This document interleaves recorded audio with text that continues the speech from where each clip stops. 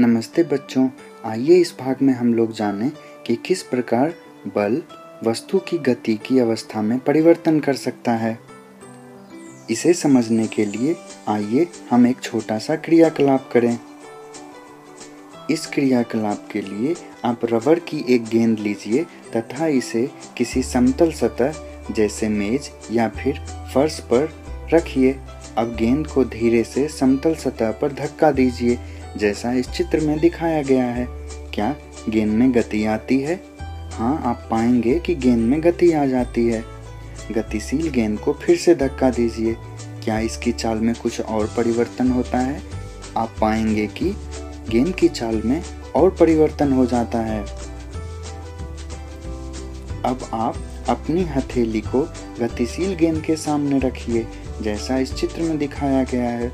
जैसे ही गतिशील गेंद इसे स्पर्श करे, हथेली को हटा लीजिए। क्या आपकी हथेली गेंद पर कोई बल लगाती है? गेंद की चाल पर इसका क्या प्रभाव पड़ता है? बच्चों, आप पाएंगे कि गतिशील गेंद जैसे ही आपकी हथेली को छूता है वह रुक जाता है। बच्चों, आइए हम कुछ और स्थितियों पर विचार करें। उदाहरण के लिए फुटबॉल के खेल में पेनाल्टी किक लेते समय खिलाड़ी गेंद पर बल लगाता है, जैसा इस चित्र में दिखाया गया है। किक लगने से पहले गेंद विराम अवस्था में रहता है, अतः इसकी चाल शून्य होती है। लगाए गए बल ने गेंद को गोल की ओर गति प्रदान की। मान लीजिए गोली गोल बचाने के लिए गेंद पर झपटता या उछलता है, जैसा इस चित्र में दिखाया गया है। इस क्रिया द्वारा गोली गतिशील गेंद पर बल लगाने का प्रयत्न करता है।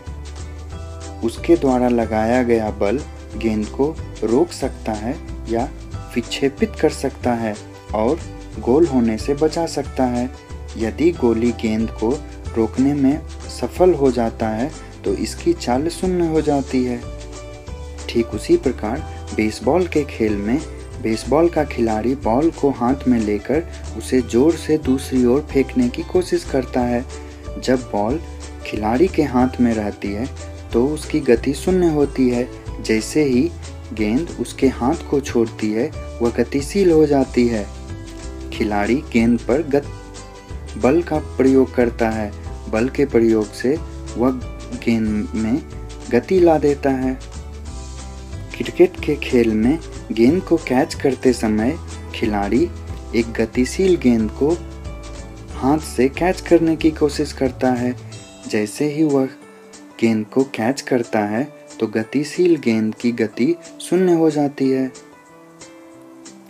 ठीक उसी प्रकार बच्चों, जैसा इस चित्र में दिखाया गया है कि एक बच्चा टायर पर धक्का देता है, जिससे उसकी चाल बढ़ जाती है।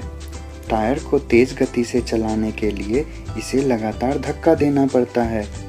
अतः ये उदाहरण सुझाते हैं कि किसी वस्तु पर लगाए गए बल द्वारा उसकी चाल बदली जा सकती है। यदि लगाया गया बल गति की दिशा में है तो वस्तु की चाल बढ़ जाती है। यदि बल वस्तु की गति की दिशा के विपरीत दिशा में लगाया जाए तो वस्तु की चाल कम हो जाती है। पर क्या बच्चों कि बल लगाने से केवल वस्तु की चाल में ही परिवर्तन आता है? आइए इसे हम समझने की कोशिश करते हैं। इसके लिए हम एक छोटा सा क्रियाकलाप करते हैं। बच्चों, इस क्रियाकलाप के लिए आप एक गेंद लीजिए तथा इसे धक्का देकर चलाइए। अब इस चित्र में दिखाए गए अनुसार इसके रास्ते में अपनी ज्यामिति बॉक्स से लेकर एक पैमाना रखिए। ऐसा करने से आप गतिशील गेंद पर एक बल लगाएंगे। क्या पैमाने के टकराने के पश्चात गेंद उसी दिशा में गति करती है? नहीं, ऐसा नहीं हो सकता। इस क्रियाकलाप को दोहराइए तथा प्रत्येक बार पैमाने को इस प्रकार रखिए कि ये गतिशील गेंद के पथ से पहले से भिन्न कोण बनाए, जैसा इस चित्र में दिखाया गया है। प्रत्येक स्थिति में पैमाने से टकराने के पश्चात गेंद की दिशा की जानकारी लीजिए। बच्चों, आप पाएंगे कि गेंद के रास्ते में रखे पैमाने से टकराने के पश्चात गेंद की गति की दिशा बदल जाती है। अतः इससे यह साबित होता है कि बल किसी वस्तु की गति की दिशा भी बदल सकता है। बच्चों, आइए इसे हम कुछ और उदाहरणों के तहत समझें। जैसे वॉलीबॉल के खेल में खिलाड़ी प्रायः विजयी चाल बनाने के लिए गतिशील गेंद को धकेलकर अपनी टीम के साथियों के पास पहुंचा देते हैं, जैसा इस चित्र में दिखाया गया है। कभी कभी जोर से प्रहार करके गेंद को मैदान के दूसरी ओर पहुंचा दिया जाता है, जैसा आप इस चित्र के माध्यम से देख सकते हैं। ठीक उसी प्रकार क्रिकेट के खेल में बल्लेबाज बल्ले से गेंद पर बल लगाकर अपना शॉट खेलते हैं। इन स्थितियों में गेंद की गति की दिशा में परिवर्तन होता है। इन सभी उदाहरणों में बल लगने के कारण गतिशील गेंद की चाल तथा दिशा दोनों ही बदल जाती है। अतः बच्चों, इन उदाहरणों से यह साबित होता है कि किसी वस्तु की चाल अथवा उसकी गति की दिशा दोनों में होने वाले परिवर्तन को इसकी गति की अवस्था में परिवर्तन द्वारा व्यक्त किया जाता है। अतः बल द्वारा किसी वस्तु की गति की अवस्था में परिवर्तन लाया जा सकता है। बच्चों, क्या आप अपने दैनिक जीवन से कुछ और उदाहरण प्रस्तुत कर सकते हैं जिसमें बल द्वारा किसी वस्तु की गति की अवस्था में परिवर्तन लाया जा सकता है? इसके लिए आप अपने शिक्षक एवं अपने माता पिता की परामर्श लें।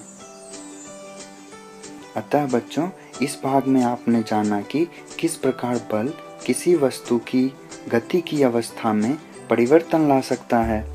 मैं आशा करता हूँ कि यह भाग भी आपको बहुत पसंद आया होगा।